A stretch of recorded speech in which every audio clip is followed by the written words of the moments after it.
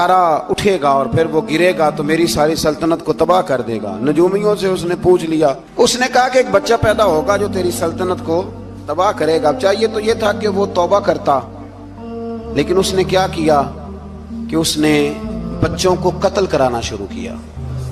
یذبحون ابناءکم، ذبح کرا دیتا تھا تمہارے بیٹوں، اور بچیوں کو وہ زندہ رکھتا تھا۔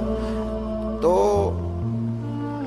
حضرت موسیٰ جب پیدا ہوئے تو ان کی والدہ نے پتہ کیا کیا، ان کو ایک صندوق میں بند کر کے دریا میں بہا دیا۔ اب دریا میں بہتے جا رہے ہیں تو ماں تھی تو پریشان بھی ہو گئی، ان کی ہمشیرہ کو کہنے لگی ذرا دھیان رکھنا کدھر جاتے ہیں۔ حضرت موسیٰ علیہ السلام دریا میں بہتے بہتے فرعون نے دریا کے کنارے مکان بنایا ہوا تھا۔ آپ کو پتہ ہے بادشاہوں کا ذوق ہوتا ہے، آج کل ہمارے جو حکمران ہیں انہوں نے اس کا نام فارم ہاؤس رکھا ہوا ہے، میرا فارم ہاؤس، اور پرانے زمانے میں لوگ ڈیرا کہتے تھے۔ تو اس نے بھی اس طرح کا فارم ہاؤس بنایا ہوا تھا۔ وہاں پہ حضرت موسیٰ علیہ السلام تیرتے ہوئے تابوت کے اندر، صندوق کے اندر جا رہے ہیں۔ فرعون اور ان کی بیوی حضرت آسیہ بے اولاد تھیں، بڑی تڑپ تھی بیٹے کی، وہ بھی وہاں کھڑی تھی۔ صندوق تیرتا ہوا آیا تو فرعون نے کہا کہ جاؤ پکڑ کے لاؤ دیکھو کیا ہے۔ جب وہ لے کے آئے تو آپ کی ہمشیرہ جو نگرانی کر رہی تھی پریشان ہو گئی کہ یہ تو اس کے ہاتھ لگ گئے، یہ تو اب مار ڈالے گا۔ لیکن جب خوبصورت اور چمکتا ہوا بچہ دیکھا تو بی بی آسیہ کہنے لگی یہ بنی اسرائیل کا ہے ہی نہیں، یہ تو پتہ نہیں کہاں سے بہتا ہوا یہاں آ گیا ہے، تم ایسے ہی چھوڑ، یہ پتہ نہیں کہاں سے ہے، رکھ نہ لیں، رکھ نہ لیں۔ تو حضرت موسیٰ علیہ السلام وہ کہنے لگا نہیں انہی کے ہیں، موسیٰ علیہ السلام اسی کے ہیں۔ تو آسیہ کہنے لگی تیرے تو سر پہ بس بھوت ہی سوار ہو گیا، ہر وقت وہی لوگ تجھے یاد رہتے، یہ پتہ نہیں کہاں سے بہ کے آیا۔ اب رکھ لیا، مان گیا فرعون۔ آپ فرعون کے گھر میں جو اس لیے بچے مروا رہا تھا کہ میری سلطنت حضرت موسیٰ پیدا نہ ہو جائیں، تو اسی کے گھر میں پرورش پانے لگے، اسی کے گھر میں۔ اب عورتیں منگائیں گئی دودھ پلانے کے لیے، تو حضرت موسیٰ علیہ السلام کسی بی بی کا دودھ نہیں پیتے، تو آپ کی ہمشیرہ وہیں دائیں بائیں گھومتی رہتی۔ تو کہنے لگی جناب آسیہ سے کہ میں ایک بی بی کو جانتی ہوں، بڑی صاف ستھری ہے، مجھے امید ہے یہ بچہ اس کا دودھ پیے گا۔ تو فرعون کہنے لگا دوڑ کے لا، تو وہ اپنی والدہ کو لے کے آئیں تو حضرت موسیٰ نے فوراً دودھ پینا شروع کر دیا۔ فرعون کو پھر تھوڑا شک ہوا۔ ایک روایت یوں بھی لکھی ہے بعض لوگوں نے کہ فرعون ایک دن اٹھایا ہوا تھا حضرت موسیٰ کی ابھی تھوڑی سی عمر تھی، تو آپ نے اس کی داڑھی پکڑ کے تو ایک گھونسا دے مارا، جلالی تو شروع سے ہے نا۔ تو کہنے لگا آسیہ تو مان نہ مان یہ بچہ وہی ہے۔ تو حضرت بی بی آسیہ کہنے لگی کہ تجھے غلط فہمی ہے، یہ وہ نہیں ہے۔ اس نے کہا دیکھو نا، یہ تو اٹھاتی ہے تو پیار کرتا ہے، اور میرے جب قریب آتا ہے تو اس کے لب و لہجے میں تلخی محسوس کرتا ہوں۔ اس نے کہا بچوں کو کیا پتا۔ خیر ایک طرف اس نے کھانے پینے کی چیزیں رکھ دی، ایک طرف انگارے رکھ دیے۔ وہ بھی حضرت آسیہ کہتی ہیں کہ تجھے سمجھ آئے بچے بچے ہوتے ہیں۔ حضرت موسیٰ بچے تو تھے پر تھے تو اللہ کے نبی نا، اللہ کے نبی تھے۔ جب اس نے کہا نا یہ بچے ہیں، تو حضرت موسیٰ علیہ السلام بجائے انگاروں کی طرف جانے کے، نبی تھے، وہ سیدھے کھانے پینے والی چیزوں کی طرف بڑھنے لگے۔ فرعون کہنے لگا اب بتا۔ اللہ تعالیٰ نے حضرت جبریل کو بھیجا، انہوں نے کہا ادھر نہیں جانا، آپ ادھر جائیے۔ تو آپ آگ کی طرف گئے اور ایک کوئلہ اٹھا کے زبان پہ رکھ لیا۔ تو آسیہ کہنے لگی سمجھ آئی، بچے کو کیا پتا کدھر جانا ہے کدھر نہیں جانا، اگر وہ اتنا ہی خیال ہوتا وہی بچہ ہوتا تو آگ۔ اور بعض مفسرین نے لکھا ہے یہ جو حضرت موسیٰ دعا مانگتے تھے نا رب اشرح لی صدری ویسر لی امری، یہ وہ آگ کا انگارہ جب کوئلہ منہ میں رکھا تھا نا تو اس کی وجہ سے زبان میں کچھ لکنت آ گئی، تو آپ دعا کرتے تھے کہ یا اللہ میری زبان کی وہ بند گرا کھول دے تاکہ میں کھل کے فرعون کے سامنے بات کر سکوں۔ وہیں حضرت موسیٰ پلنے لگے، وہیں پلے، وہیں جوان ہوئے، وہیں اللہ نے ساری دولتیں دی، بہن بھی ملی، ماں بھی ملی، اور سارے عزیزوں کا پیار بھی ملا۔ اسی گھر کے اندر اللہ نے پرورش کر کے فرعون کے ظلم سے بنی اسرائیل کو نجات عطا فرمائی۔ موسیٰ بھی فرعون کے گھر میں پلنے لگے، اور جب جوان ہو گئے تو فرعون کے ہاں جو ظلم ہوتا تھا حضرت موسیٰ اس پر بول پڑتے تھے، جلال فرماتے۔ تو فرعون پھر ناراض رہنے لگا، یہاں تک کہ اس نے آپ کو نکال دیا، آپ تشریف لے گئے وہاں سے۔ تو حضرت موسیٰ ایک دن شام کے وقت دوبارہ آئے بستی میں، لوگ سوئے ہوئے تھے، تو دو آدمی، ایک بنی اسرائیل میں سے اور ایک فرعون کی اپنی قوم میں سے، وہ دونوں آپس میں جھگڑ رہے تھے۔ لیکن وہ جو حضرت موسیٰ کی بنی اسرائیل کی قوم کا شخص تھا، اس پر وہ قبطی، وہ جو فرعون کے قریبی لوگوں میں سے تھا، وہ ظلم کر رہا تھا اور بوجھ اٹھانے کی بات کر رہا تھا۔ اب اس نے حضرت موسیٰ کو پکارا کہ یہ دیکھے میرے ساتھ کس طرح کی بات کر رہا ہے، تو حضرت موسیٰ کا ارادہ بھی نہیں تھا، آپ نے بس اس کو سمجھایا، پر کچھ لوگوں کو سمجھ، تو حضرت موسیٰ نے پھر ایک مکہ مارا، ایک گھونسا مارا، صرف ایک ہی۔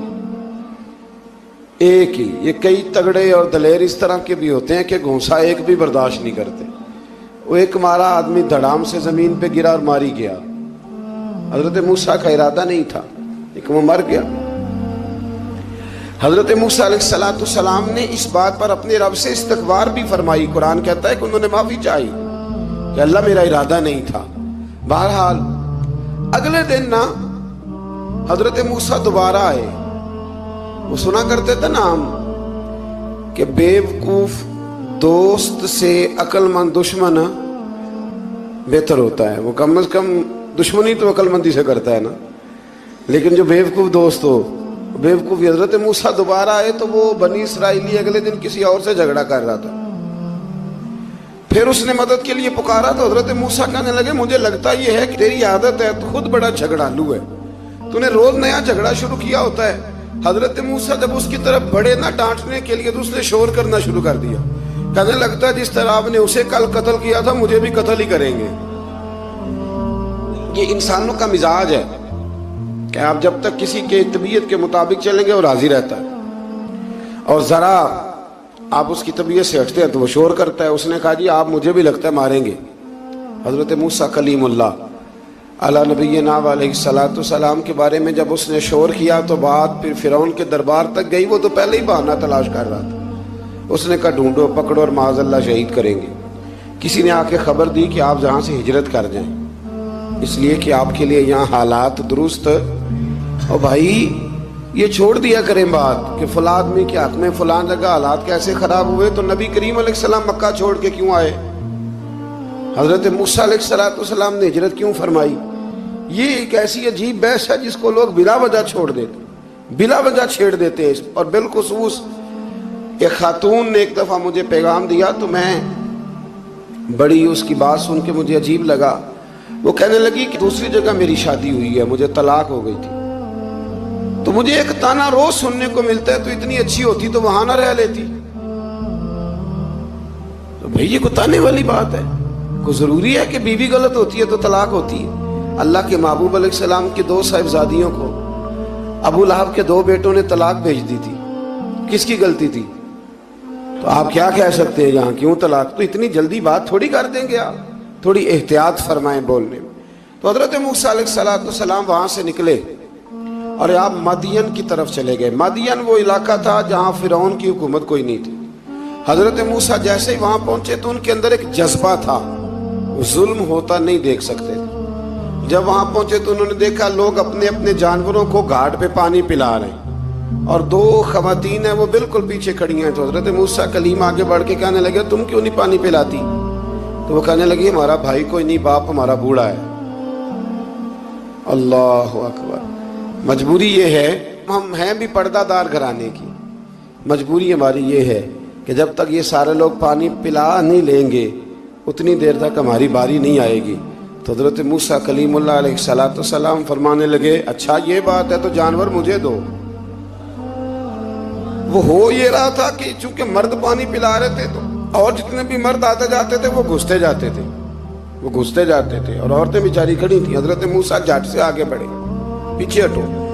ان دو خواتین پاک باز عورتوں کے جانوروں کو پانی پلایا اور پھر آپ دوبارہ وہیں بیٹھ گئے۔ وہ بیویاں جلدی جلدی گھر گئیں، جا کے اپنے والد سے کہنے لگی ابا جی کمال ہو گیا، اس بستی میں ایک ایسا آدمی ملا ہے جو عورتوں کی طرف دیکھتا ہے تو نیکی کرنے کے لیے آگے بڑھتا ہے، جو مجبور اور بے کس کے لیے اچھے جذبات رکھتا ہے۔ فرمایا جلدی لاؤ۔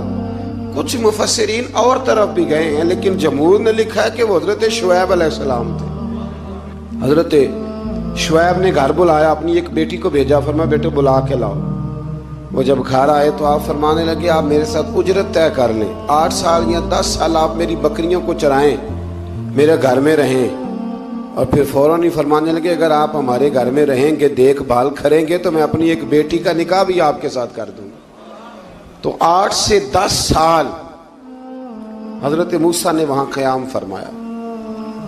और फिर जब आपका निकाह हो गया तो आप अपनी बीवी को लेके मिस्र की जानिब जा रहे थे, तो रास्ते में ना ठंड ज्यादा हो गई, तो अपनी ज़ौजा से कहने लगे वहां आग जल रही है, मैं तेरे लिए आग लेके आता हूं ताकि तू ताप सके, गर्मी हासिल कर सके। वहां गए तो दरख्त से आवाज आई, मूसा मैं तेरा रब हूं। दरख्त से आवाज आई, मूसा मैं तेरा रब हूं। और हजरत मूसा कलीमुल्लाह को वहां वही आनी शुरू हुई। वहां वही अल्लाह ताला ने उन्हें वो असा अता फरमाया जो फिर बाद में अज़दहा बनता था।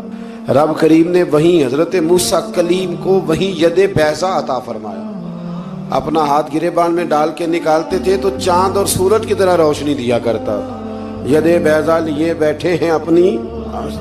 मैं कभी कभी कहा करता हूं कि मौला के देने के अंदाज बड़े अनोखे हैं। भाई यूसुफ को कुएं में फेंकते हैं तो अल्लाह मिस्र का हुक्मरान बना देता। तो फिर हजरत मूसा वहां से वापिस आए और आकर के आपने दोबारा वो सारा निज़ाम जिंदगी शुरू फरमाया। मूसा अलैहिस्सलाम ने उनको दावत हक दी और कहा कि मैं तुम्हारे पास वाज़े निशानियां लाया हूं, बनी इसराइल को मेरे साथ भेज दो।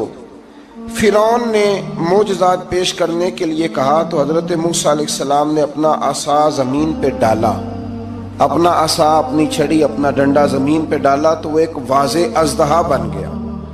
फिर हजरत सय्यदना मूसा अलैहिस्सलाम ने अपना हाथ गिरेबान से निकाला तो वो देखने वालों के लिए रोशन हो गया, हाथ के अंदर नूर पैदा हो गया।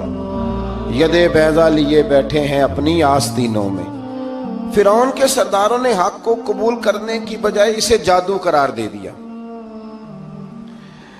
और कहा कि ये तुम्हें अपने मुल्क से निकालना चाहता है। उन्होंने कहा इस मामले को जरा ढील दो और जादूगरों को जमा करो। जादूगर आए, उन्होंने फिरौन से कहा कि हम हजरत मूसा के मुकाबले में जादू तो दिखाएंगे माज़अल्लाह, लेकिन अगर हम गालिब आ गए तो फिर हमारा इनाम क्या होगा? सौदा पहले तय कर रहे हैं, क्या इनाम मिलेगा? उसने कहा कि अगर तुम गालिब आ गए तो मैं तुम्हें अपना करीबी बना लूंगा। बादशाहों का करीबी होना भी तो बड़ी बात है ना, लोग बड़े पापड़ बेलते हैं करीबी होने के लिए।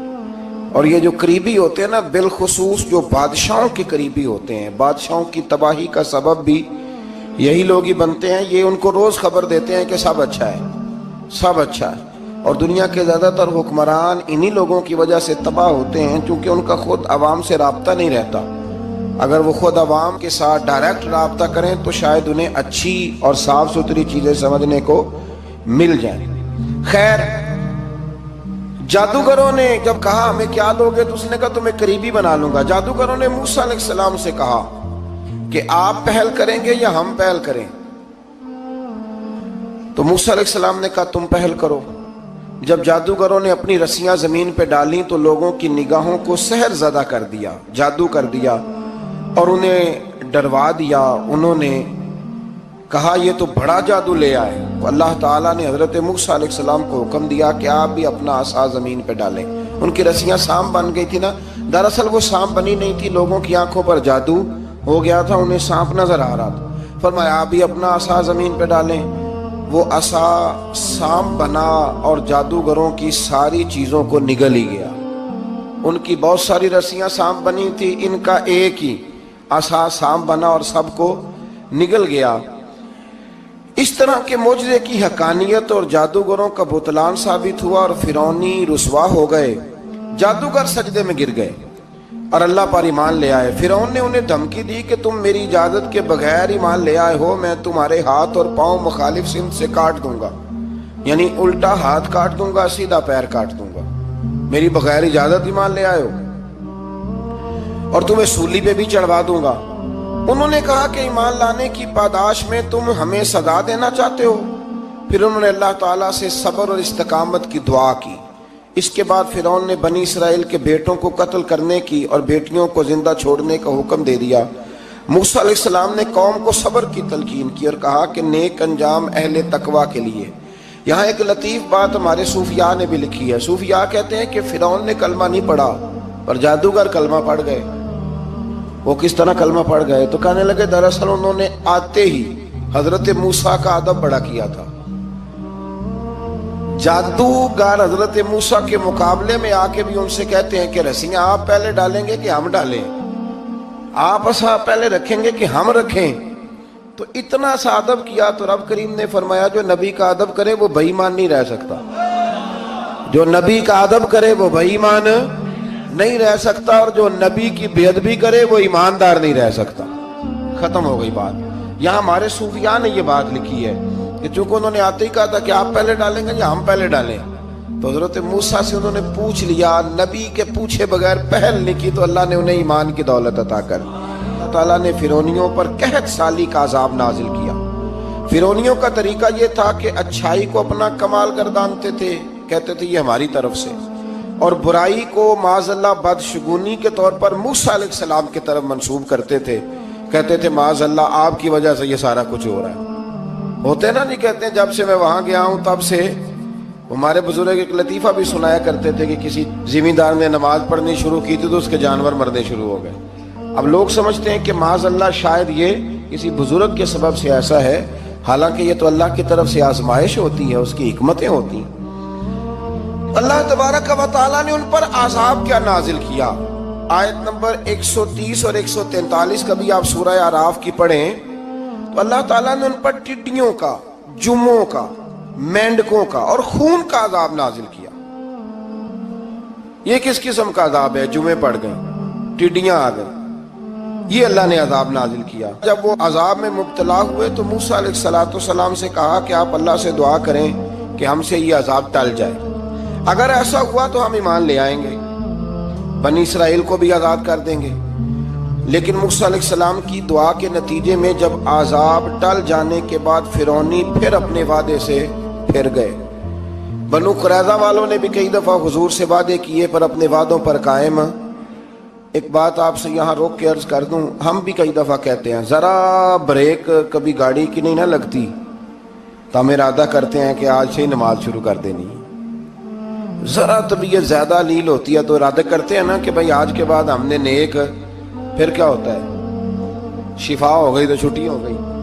یہ طریقہ درست نہیں، یہ تو کفار کا طریقہ بیان کیا نا قرآن پاک نے۔ یہاں فرمایا جب اللہ تبارک و تعالیٰ نے انہیں نجات دے دی تو اپنے وعدے سے مکر گئے، تو پھر اللہ تبارک و تعالیٰ نے بنی اسرائیل کو سمندر پار کر کے ایسی قوم کے پاس پہنچا دیا جو بتوں کی پرستش کرتی تھی۔ وہ تو بچ گئے لیکن فرعونی سارے دریا کے اندر غرق ہو گئے۔ حضرت موسیٰ علیہ السلام سے کہنے لگے کہ ہمارے لیے بھی یہ خدا بنا دیجئے۔ حضرت موسیٰ علیہ السلام نے فرمایا بت پرستی کرنے والے جاہل ہیں۔ یہ بت پرست قوم کے پاس جب گئے نا بنی اسرائیل والے، بت پوجتے ہوئے دیکھا تو کہنے لگے ہمارے لیے بھی سامنے بنا کے رکھ دو۔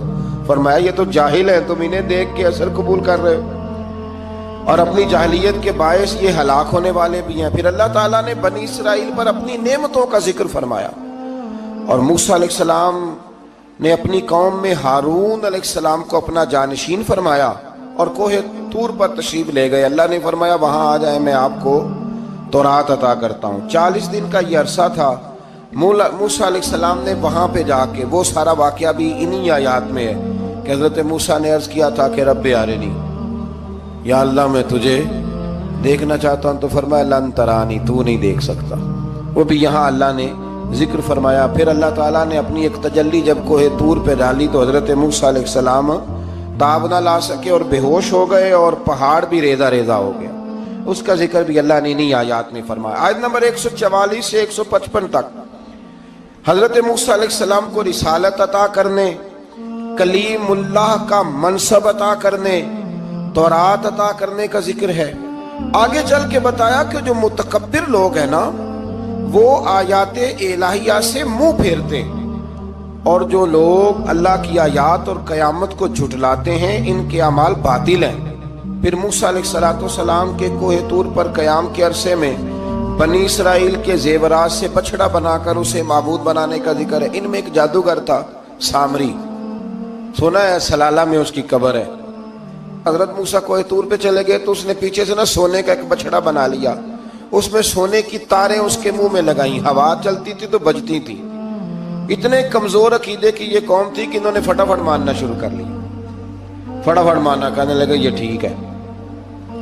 चुनाचे मूसा अलैहिस्सलाम जब वापिस आए तो कौम पर गुस्से और अफसोस का इजहार फरमाया और कहा मेरे पीछे तुमने ऐसा बुरा काम किया। उन्होंने तौरात की तख्तियां भी जमीन पे डाली और अपने भाई हारून अलैहिस्सलाम का सर पकड़ के उससे जवाब तलबी की। उन्होंने कहा ऐ मेरे मां जाए, बड़े खूबसूरत लफ्ज है कुरान पाक, ऐ मेरे मां जाए, ऐ मेरे भाई, कौम ने मुझे बेबस कर दिया और करीब था कि ये मुझे कत्ल भी कर देते। अब आप मुझ पर सख्ती करके दुश्मनों को हंसने का मौका ना दें, कभी भी दुश्मनों को अपने ऊपर हंसने का मौका न देना चाहिए। फिर आयत नंबर 151 में मूसा अलैहिस्सलाम की दुआ और कलिमाते इस्तिगफार का जिक्र है।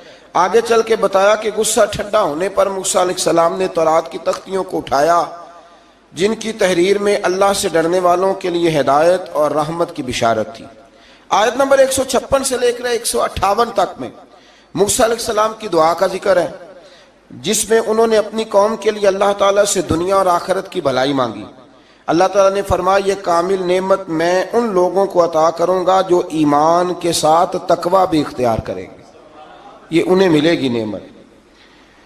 और फिर वो ज़कात देंगे और इस अजीम रसूल यानी नबी करीम सल्लल्लाहु ताला अलैहि वसल्लम की वो पैरवी करेंगे।